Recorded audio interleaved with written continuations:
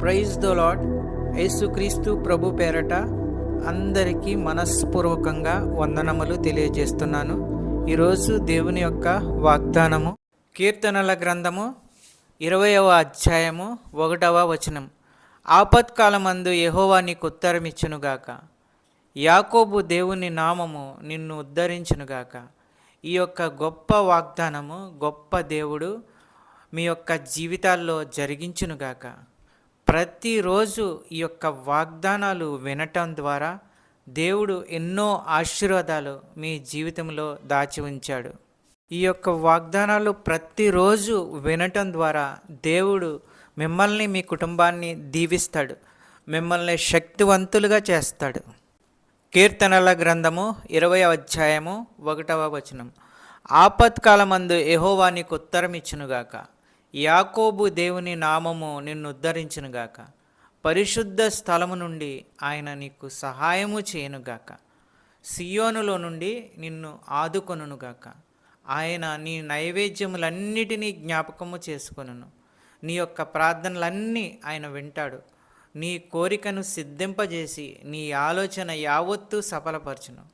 యెహోవా నీ రక్షను బట్టి మేము జయోత్సాహము చేయుచున్నాము. నీ ప్రార్థనలన్నీ యెహోవా సఫలపరచునుగాక. యెహోవా తన అభిషక్తుని రక్షించునని నాకిప్పుడు తెలియను. రక్షణార్థమైన తన దక్షిణాస్తము బలము చూపును. తన పరిశుద్ధ ఆకాశం నుండి అతనికి ఉత్తరమిచ్చును. కొందరు రథములను బట్టి కొందరు గుర్రములను బట్టి అతిశయపడుదురు.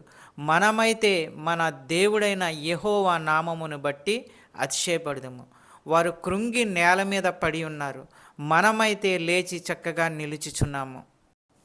సహోదరి సహోదరుడా, నీవు పూర్తిగా దేవుని మీద ఆధారపడి నడుస్తున్నప్పుడు ఆపత్కాలంలో ఆయన నీకు తప్పకుండా సహాయం చేస్తాడు, నీకు తోడై ఉంటాడు. కాబట్టి నిరీక్షణ గలవారై సంతోషించుచు, శ్రమయందు ఓర్పు గలవారై, ప్రార్థనయందు పట్టుదల కలిగి ఉండాలి. దేవుడు నిన్ను తప్పకుండా ఆశీర్వదించి దీవించి కాపాడుతాడు. చెప్పబడిన ఈ యొక్క వాక్యము దేవుడు దీవించి ఆశీర్వదించునుగాక. వాక్యమును బట్టి ప్రార్థించుకుందాము. పరిశుద్ధుడా, ప్రేమగల తండ్రి, ప్రేమస్వరూపి, నీకు వేలాది స్తోత్రాలు. సమాధానకర్తయగు దేవా, నీకు వేలాది స్తోత్రాలు తెలియజేస్తున్నాను. ఆపత్కాలంలో సహాయం చేసి ఆదుకుంటానన్న దేవా, నీకు వేలాది స్తోత్రాలు, వందనములు తెలియజేస్తున్నాము. ఈరోజు మీ వాక్యం ద్వారా మాతో మాట్లాడి బలపరిచి ఆదరించినందుకు, ధైర్యపరిచిన అమూల్యమైన మాటలను బట్టి వందనములు చెల్లిస్తున్నాము.